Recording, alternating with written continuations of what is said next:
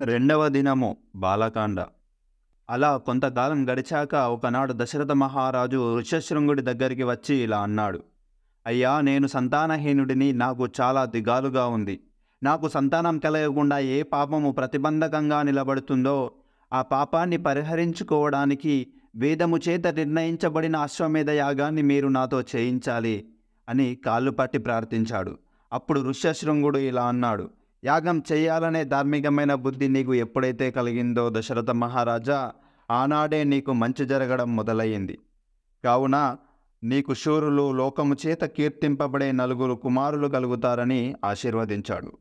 చైత్రమాసంలో చిత్రా నక్షత్రంతో వచ్చే పౌర్ణమి నాడు యాగాశ్వాన్ని తీసుకువచ్చి ఒక స్తంభానికి కట్టి దానికి ప్రోక్షణ, స్నాపన, విమోచన చేశారు.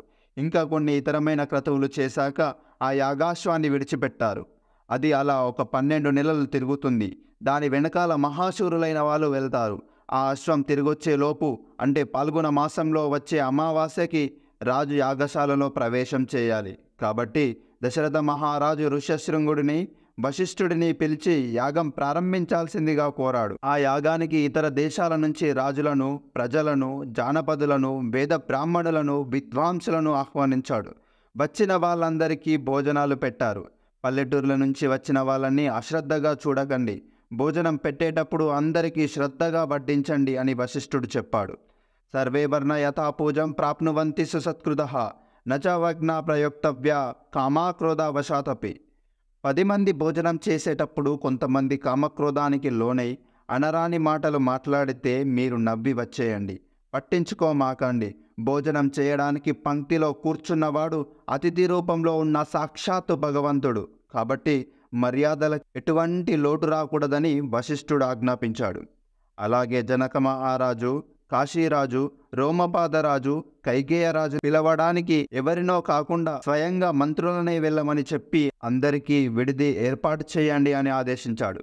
అలా వచ్చిన వారందరికీ భోజనాలు పెడుతున్నారు. అక్కడికి వచ్చిన వాళ్ళలో వృద్ధులు, వ్యాధిగ్రస్తులు, స్త్రీలు, చిన్న పిల్లలు ఉన్నారు. భోజనం చేస్తున్నప్పుడు వాళ్ళంతా ఆహా, భోజనాలు ఏమి రుచిగా ఉన్నాయి అని అంటున్నారు. ఇంత రుచికరమైన భోజనాలు మళ్ళీ ఎప్పుడు తింటామో అని అనుకుంటున్నారు. దశరథ మహారాజు వాళ్ళందరినీ చూసి ఇంకా తినండి, ఇంకా తినండి అంటున్నాడు. వచ్చిన వాళ్ళందరికీ ధనము, వస్త్రములు దానం చేశాడు దశరథుడు. వచ్చిన వాళ్ళందరూ ఆహా, ఎంత చక్కటి భోజనం పెట్టావు రాజా, ఎంత గొప్ప వస్త్రాలు ఇచ్చావయ్యా, నీ కోరిక తీరి నీకు సుపుత్రులు కలిగి నీ ఆచంద్ర తారార్కంగా వర్ధిల్లుతుందని ఆశీర్వదించి వెళ్లారు. ఆ యాగశాలని చాలా అద్భుతంగా నిర్మించారు. ఆ యాగశాలలో 21 యూపస్తంభాలని పాతారు. మారేడు కర్రలతో చేసినవి 6, మోదుగ కర్రలతో చేసినవి 6, చంద్రకర్రలతో చేసినవి 6, దేవదారు కర్రలతో చేసినవి 2 మరియు శ్లేష్మాతక కర్రలతో చేసినది 1 ఉంటుంది. దశరథుడు శుక్ల యజుర్వేదానికి చెందినవాడు కనుక దానికి అనుగుణంగా ఆ యాగశాలని నిర్మించారు. ఎంతో శాస్త్రయుక్తంగా ఆ యాగం జరుగుతుంది. చివర్లో ఆ యాగాశ్వాన్ని తీసుకొచ్చి ఆ యూపస్తంభానికి కట్టారు. పట్టమహిషి అయిన కౌసల్య 3 కత్తులతో ఆ యాగాశ్వాన్ని వధించింది. ఆ రోజు రాత్రి ఒక శాలలో కౌసల్య ఆ గుర్రం పక్కన పడుకొని ఉండాలి.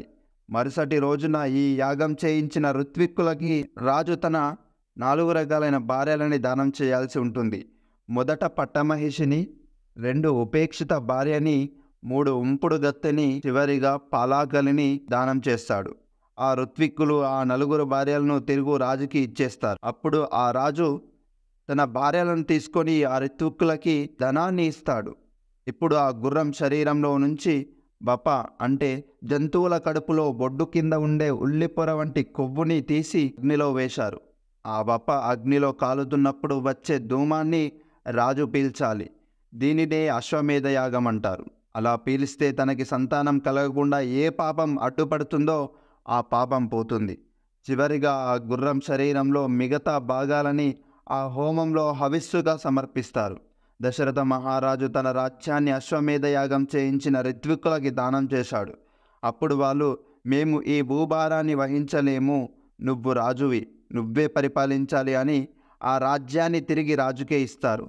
దక్షిణ లేని యాగం జరగకూడదు కనుక దశరథ మహారాజు ఆ ఋత్విక్కులకి 10 లక్షల గోవుల్ని, 100 కోట్ల బంగారు నాణాలను, 400 కోట్ల వెండి నాణాలను దానం చేశాడు. అక్కడికి వచ్చిన మిగతా బ్రాహ్మణులందరికీ 1,00,00,000 బంగారు నాణాలను దానం చేశాడు. ఋష్యశృంగ మహర్షి లేచి, ఓ రాజా, నీకు సంతానం కలగడం కోసం నేను అథర్వవేదంలో చెప్పబడినటువంటి ఒక బ్రహ్మాండమైన ఇష్టిని చేయిస్తాను, అదే పుత్రకామేష్టి యాగం అని చెప్పి ఆ ఇష్టి చేయడం ప్రారంభించారు. ఆ ఇష్టి జరుగుతున్నప్పుడు అందులో తమ తమ భాగాలని పుచ్చుకోవడానికి దేవతలు, యక్షులు, గంధర్వులు, కింపురుషులు మొదలైన వారు అందరూ వచ్చి నిలబడ్డారు. అప్పుడు బ్రహ్మగారు కూడా అక్కడికి వచ్చారు. అందరూ ఆయన దగ్గరికి వెళ్ళి, పితామహ, మీరు ఆ రావణుడి తపస్సుకి మెచ్చి ఆయనకి అనేక వరములు ఇచ్చారు. మీరు ఇచ్చిన వరముల వలన గర్వం పొంది వాడు ఈనాడు రావణుడికి భయపడి సూర్యుడు బాగా ప్రకాశించడం లేదు. సముద్రం తరంగాలు లేకుండా నిశ్చలంగా ఉంటుంది. వాయువు రావణుడి దగ్గరికి అవసరం లేకపోయినా మెల్లగా వేస్తుంది. ఈ రకంగా వాడు దిక్పాలకులని బాధ పెడుతున్నాడు. ఎక్కడ యజ్ఞములు జరగనివ్వడం లేదు. ఋషులను హింసిస్తున్నాడు. పరభార్యలను తన భార్యగా అనుభవిస్తున్నాడు. ఇన్ని బాధలు పడుతున్న మాకు వాడిని సంహరించే మార్గం చెప్పవలసింది అని ఆ దేవతలు బ్రహ్మదేవుడిని కోరారు. అప్పుడు బ్రహ్మగారు, నేను వాడి అకృత్యాలు వింటున్నాను. వాడు తపస్సుతో నన్ను మెప్పించి రాక్షసుల చేత, దేవతల చేత, యక్షుల చేత, గంధర్వ, కిన్నెర, కింపురుషుల చేత మరణం లేకుండా వరం కోరుకున్నాడు. కానీ వాడికి మనుషుల మీద ఉన్న చులకన భావం చేత మనుష్య వానరాలని అడగలేదు అని అన్నారు. అక్కడున్న అందరూ ఒక మార్గం తెలిసిందని సంతోషపడ్డారు. ఒకరు పిలిచారా లేదా అని చూడకుండా అంతా నిండిపోయిన పరమాత్మ, ఎంతో దయామూర్తి అయినటువంటి శ్రీ మహావిష్ణువు ఆ సభ మధ్యలో తనంతట తానుగా వచ్చారు. ఏతస్మిన్ అనంతరే విష్ణు ఉపయతో మహాద్యుతి శంఖచక్ర గదాపాని పీతావాస జగత్పతి. ఒక్కసారి నల్లని మేఘం వస్తే ఎలా ఉంటుందో అందమైన రూపంతో, మెడలో వైజయంతి మాలతో, శంఖచక్ర గదా పద్మాలని పట్టుకొని శ్రీ మహావిష్ణువు ఒక ప్రతిజ్ఞ చేశారు. స్వక్రూరం ధరాదర్శం దేవారుషీణం భయావహ దశవర్ష సహస్రాన్ని దశవర్ష శతాని చ వస్యామి మనుషే లోకే పాలయన్ పృథ్వీం మాం ఏవం దత్వా వరం దేవో దేవానాం విష్ణు ఆత్మవాన్. మీరెవరూ కంగారు పడద్దు. రావణుడు చేసే అకృత్యాలన్నీ నాకు తెలుసు. వాడిని సంహరించడానికి నేను మనుష్యునిగా జన్మించాలని నిర్ణయం తీసుకున్నాడు. నన్ను నమ్ముకున్న దేవతలని, ఋషులని క్రూరంగా బాధ పెడుతున్నాడు. అందుకని వాడిని సంహరించి ఈ భూమండలం మీద 11,000 సంవత్సరాలు ఉండి ఈ పృథ్వీ మండలాన్ని పరిపాలన చేస్తాను అని భగవానుడు అన్నాడు. నేను నలుగురిగా ఈ దశరథ మహారాజుకి పుడతాను అని ప్రతిజ్ఞ చేశారు. అక్కడ ఋష్యశృంగుడు చేయిస్తున్న పుత్రకామేష్టి యాగం పూర్తవబోతుంది. ఇంతలో ఆ యోగాగ్నిలో నుంచి ఒక దివ్య పురుషుడు నల్లని ఎర్రని వస్త్రములు ధరించి చేతిలో వెండి మూత కలిగిన ఒక బంగారు పాయస పాత్ర పట్టుకొని సింహంలా నడుస్తూ బయటకి వచ్చి దశరథ మహారాజుని పిలిచాడు. దశరథుడు ఆయనకి నమస్కరించి, నేను మీకు ఏమి చేయగలను అని అన్నాడు. అప్పుడు ఆ పురుషుడు ఇలా అన్నాడు, నాయనా దశరథ, నన్ను ప్రాజాపత్య పురుషుడు అని అంటారు. నన్ను ప్రజాపతి పంపించారు. ఈ పాత్రలోని పాయసాన్ని దేవతలు నిర్మించారు. ఈ పాయసాన్ని నీ భార్యలు స్వీకరిస్తే నీకు సంతానం కలుగుతుంది. వెంటనే దశరథుడు ఆ పాయసాన్ని తన 3 పత్నులకి ఇద్దామని అంతఃపురానికి వెళ్ళాడు. 3 పిలిచి ఆ పాయసంలో సగభాగం కౌసల్యకి ఇచ్చాడు. మిగిలిన సగంలోని సగభాగాన్ని సుమిత్రకి ఇచ్చాడు. ఆ మిగిలిన భాగాన్ని సగం సగం చేసి ఒక భాగాన్ని కైకేయికి, మరొక భాగాన్ని సుమిత్రకి ఇచ్చాడు. యాగం పూర్తయ్యాక అక్కడికి వచ్చిన రాజులందరికీ బహుమానాలు ఇచ్చి సత్కారాలు చేసి పంపించారు. ఋష్యశృంగుడికి సాష్టాంగ నమస్కారం చేసి ఆయనని సత్కరించి శాంత ఋష్యశృంగులను అన్ని మర్యాదలు చేసి సాగనంపారు. ఆ యాగానికి వచ్చిన వాళ్ళందరినీ తగిన విధంగా సత్కరించారు దశరథ మహారాజు. కొంతకాలానికి దశరథ మహారాజులోని తేజస్సు ఆయన భార్యలలో ప్రవేశించి వాళ్ళు గర్భవతులయ్యారు. జగన్నాథుడైన వాడు సర్వలోకాల చేత నమస్కరింపబడేవాడు 12 నెలలు కౌసల్య గర్భవాసం చేసి చైత్రమాసంలో నవమి తిథి నాడు పునర్వసు నక్షత్రంలో కర్కాటక లగ్నంలో రామచంద్రమూర్తి జన్మించారు. అదే సమయంలో కైకేయకి పుష్యమి నక్షత్రంలో మీనా లగ్నంలో భరతుడు జన్మించాడు. తర్వాత సుమిత్రకి లక్ష్మణుడు, శత్రుఘ్నుడు జన్మించారు. తనకి 4 కుమారులు పుట్టారని తెలిసి ఆ దశరథుడు చాలా ఆనందపడ్డాడు. కోసల దేశంలోని ప్రజలంతా సంబరాలు జరుపుకున్నారు. అదే సమయంలో బ్రహ్మగారు దేవతలతో ఒక సభ తీర్చారు. శ్రీ మహావిష్ణువు భూలోకంలో రాముడిగా అవతరించారు. రావణ సంహారంలో రాముడికి సహాయం చేయడానికి మీరు మీ మీ అంశాలతో కొంతమందిని సృష్టించండి. పార్వతీదేవి శాపం వల్ల మీకు మీ భార్యల వల్ల సంతానం కలగదు. కావున మీతో సమానమైన తేజస్సు పరాక్రమము కలిగిన వానరాలను గంధర్వ అప్సరస కిన్నెర స్త్రీలందు కనండి అని చెప్పారు. దేవతలందరూ రామకార్యం కోసం పుట్టడం మన అదృష్టమని ఆనందపడ్డారు. అప్పుడు బ్రహ్మ ఒకసారి నాకు ఆవలింత వచ్చింది. అప్పుడు నా నోట్లో నుంచి ఒకడు కింద పడ్డాడు. అతడే జాంబవంతుడు. ఇక మీరు సృష్టించండి అని అన్నారు. ఇంద్రుడి అంశతో వాలి జన్మించాడు. సూర్యుడి అంశతో సుగ్రీవుడు జన్మించాడు. బృహస్పతి అంశతో తారుడు జన్మించాడు. కుబేరుడి అంశతో గంధమాదనుడు జన్మించాడు. అశ్విని దేవతల అంశతో వైందుడు ద్వివిధుడు జన్మించారు. అగ్ని అంశతో నీలుడు జన్మించాడు. వాయువు అంశతో హనుమంతుడు జన్మించాడు. పర్జన్యుడికి శరభుడు, వరుణుడికి సుషేనుడు జన్మించాడు. దేవతలు ఇలా సృష్టించడం చూసిన ఋషులు మేము కూడా సృష్టిస్తామని కొన్ని కోట్ల వానరాలను సృష్టించారు. రాముడు పుట్టిన 11 రోజులకి జాతశౌచం పోయాక ఆయనకి నామకరణం చేయించారు కులగురువైన వశిష్ఠ మహర్షి. సర్వజనులు ఆయన గుణములు చూసి పొంగిపోయేదరు కనుక ఆయనకి రామా, రా అంటే అగ్నిబీజము, మా అంటే అమృత బీజము అని సుమిత్ర కుమారుడైనటువంటి సౌమిత్రి అపారమైన లక్ష్మీ సంపన్నుడు. రామ సేవయే ఆయన యొక్క లక్ష్మి కనుక ఆయనకి లక్ష్మణ అని. కైకేయ కుమారుడు భరించే గుణము కలవాడు కనుక ఆయనకి భరత అని.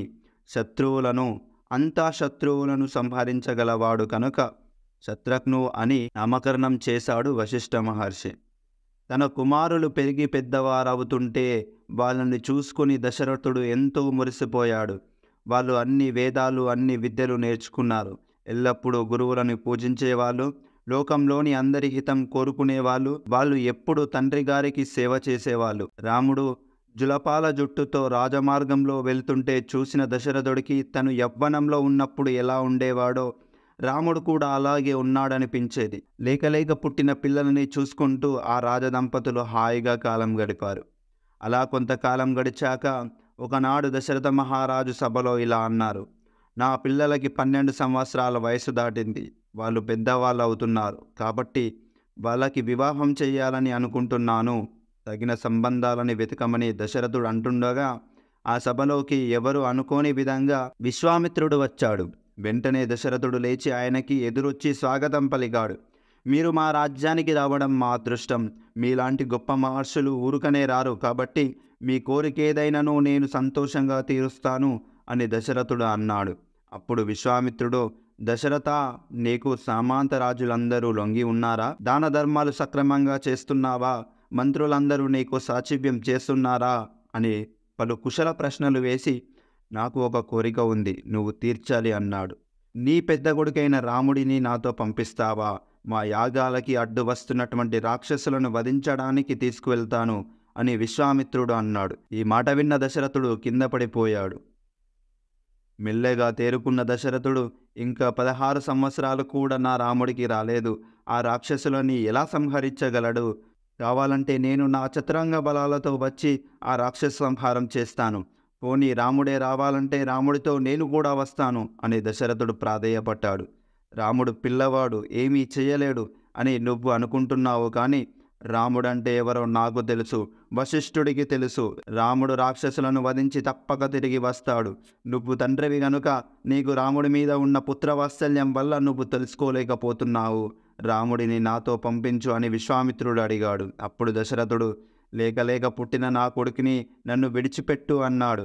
ఈ మాటలు విన్న విశ్వామిత్రుడికి ఆగ్రహం వచ్చి చేసిన ప్రతిజ్ఞ నిలబెట్టుకోలేక, మాట తప్పిన ధర్మం తెలియని దశరథ, పుత్రపౌత్రాదులతో సుఖముగా శాంతిగా జీవించు అని వెళ్ళిపోతున్నాడు విశ్వామిత్రుడు.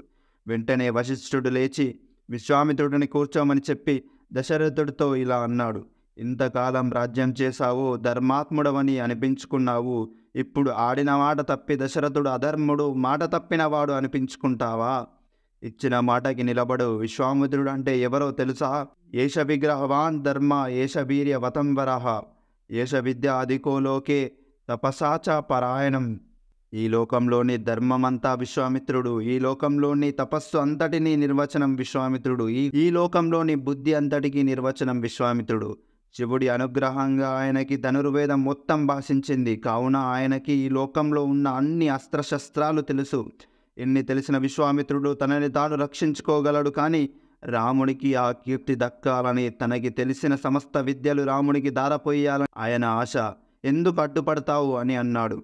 దశరథుడు అంతఃపురంలోకి వెళ్ళి రాముడిని తీసుకురా అని కౌసల్యతో చెప్పాడు. రాముడితో పాటు లక్ష్మణుడు కూడా వచ్చాడు. స్వస్తివాచకం చేసి కౌసల్య రాముడిని పంపింది. సభలోకి వచ్చిన రాముడిని అక్కడున్న ఋషులందరూ ఆశీర్వదించారు.